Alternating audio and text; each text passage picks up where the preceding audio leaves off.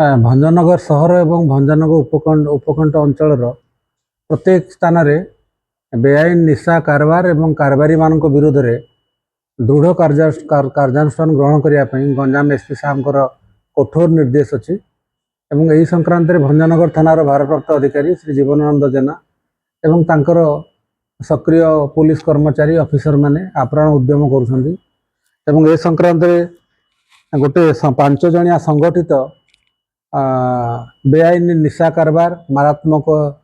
Brown sugar कारबार करुवा गोटे 5 जणिया संघबद्ध दल को ठाब कर 5 जन से संगठित दलर 5 जन सक्रिय सदस्य को गिरफ्त कराई पाखु 44 ग्राम ब्राउन सुगार हेरोइन जार आपातत मूल्य 5 लाख पाखापाखि हेब से व्यवहार करुवा 4 गोटी स्मार्टफोन एवं तांको पाखु 14,400 टंका इन कैश गोटे Ford escort car registration number OD02P8811 गोटे होंडा यूनिकॉर्न मोटरसाइकिल मध्य जबत कराई एवं जो बेआईन निशा कारबार रे संपृक्त थिबा जो संगठित गैंग सदस्य माने अरेस्ट होती से रिपु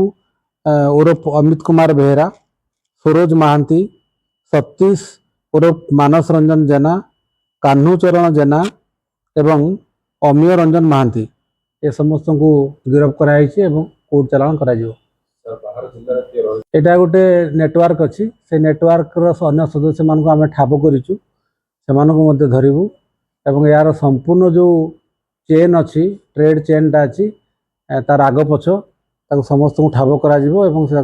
टोटाली डिसमेंटल करा आम एसपी साहब को निर्देश अच्छी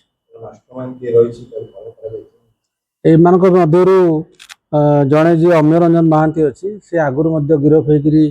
कोर्ट चालान हो सिमिलर ब्राउन सुगार केस रे सी यही केस रे पुणी थर गिरफ होती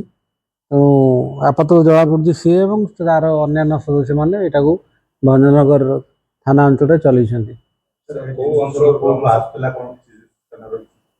ट्रेड चेन टा आम इन्वेस्टिगेशन करुचु सेटा आम बाहर करूँ संपूर्ण एस्टाब्लिश कलापर आपको जनवा।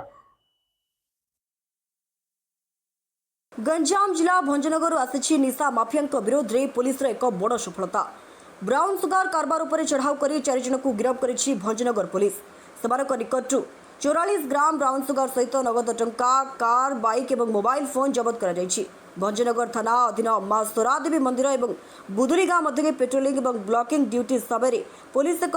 फोर्ड इकोस्पोर्ट कार और एक होंडा यूनिकॉर्न बाइक को अटकाई जांच करथिला। जांच बेले 44 ग्राम ब्राउन सुगार जबत होता। यह अभियान में 14,600 टंका नगद 4टी एंड्रॉइड मोबाइल फोन गोटे फोर्ड इकोस्पोर्ट कार और गोटे होंडा यूनिकॉर्न मोटरसाइकिल जबत कर पुलिस सूचना अनुसार धरा पड़ा अभियुक्त माने भंजनगर और गांगपुर अंचल में ब्राउन सुगार बिक्री करने को आसिथिले। प्राथमिक तदंत से पूर्व किछि परिमाण ब्राउन सुगार बिक्री करथिबा सूचना मिली। गिरफ होइतिबा 4 अभियुक्त को कोर्ट चालान कर निशा कारबार चक्र में संपृक्त आउ 2 जन फेरार थिबा बेले समानकु धरिबा पई पुलिस तदंत जारी रखिछि। एने गंजाम एसपी डॉक्टर दीपक कुमार मिश्र सांबादिक सम्मेलन में सविशेष सूचना दैछन्ति। गंजाम